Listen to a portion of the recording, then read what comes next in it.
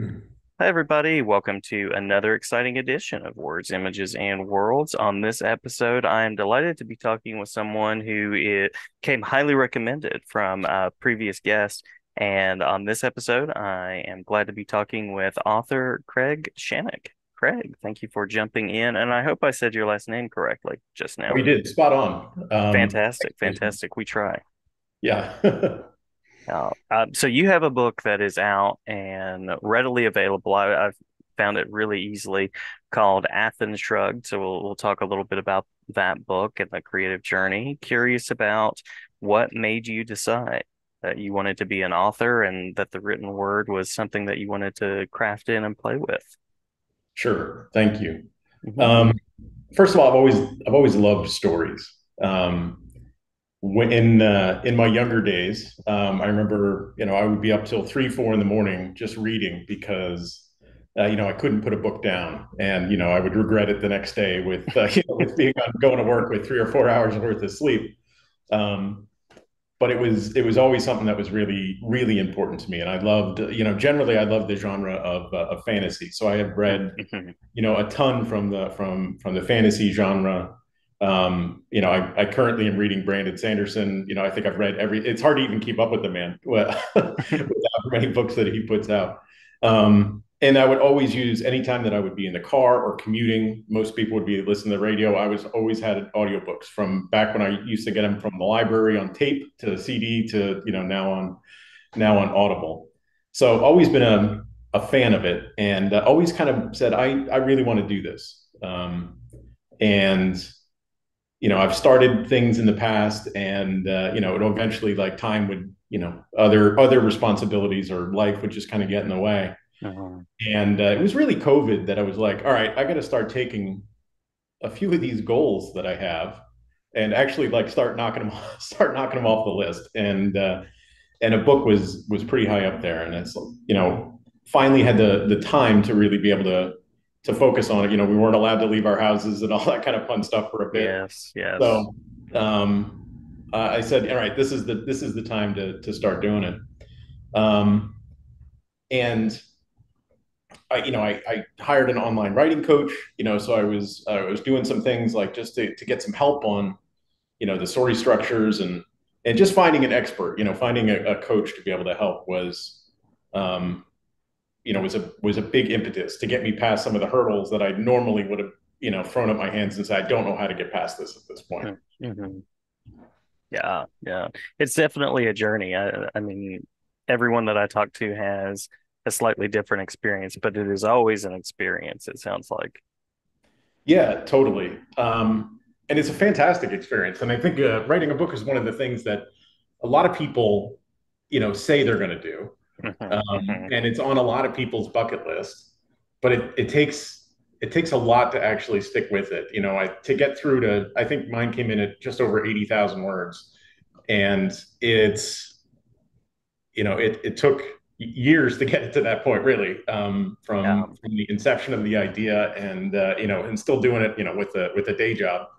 Um, but yeah, it's been quite a process. You learn a lot about yourself. You learn a lot about how you think. You learn a lot about creativity in general. Yeah, and that's been the coolest thing, I think, for me, is just being able to, you write yourself into a corner, and then Hmm. you got to get yourself out of it.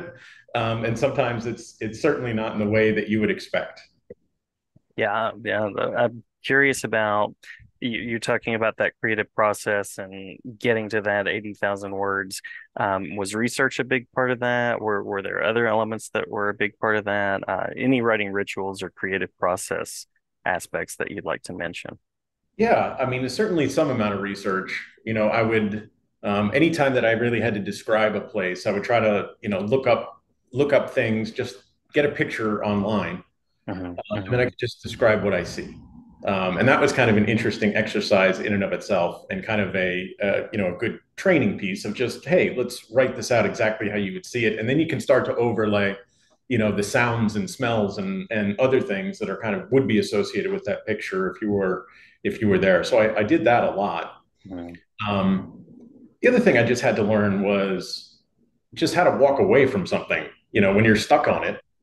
Um, Actually, I call this, I came up with a name for it, the power of background processing. Uh-huh, uh-huh. That it's, when you're, even if you're not directly working on the situation, you have allotted some amount of your brain that's still cooking, and still thinking about it.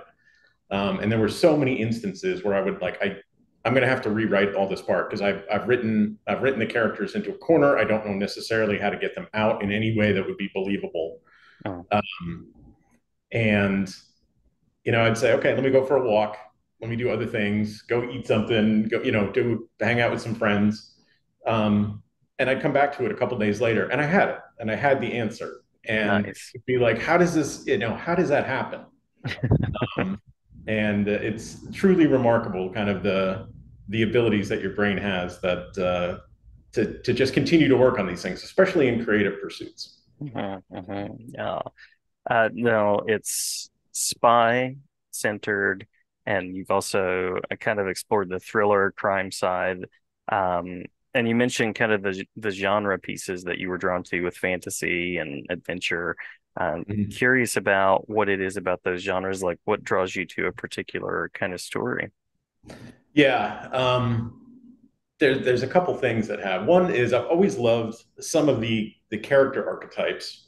You Hmm. know, James Bond, the guy that can do everything. But um, one of the other things is how you can have like Sherlock Holmes, for example. He's an unlikable character in a lot Hmm. of Hmm. ways, and he's a jerk to everybody around him. And somehow you still love the guy. And and you think about Doctor House, or a show like House. I mean, obviously that's a kind of a ripoff of, not a ripoff, but inspired by Sherlock Holmes as well. Uh-huh. Um, and you've got these people with these invaluable skills that are beloved, even if they don't fit any natural kind of characteristics that a person would have to be beloved. And so I kind of like that character archetype as well. So I was trying to weave that in with the main character Ezekiel.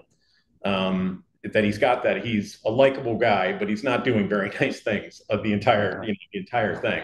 But you kind of understand where he's coming from. So I like that as the one of the challenges to write.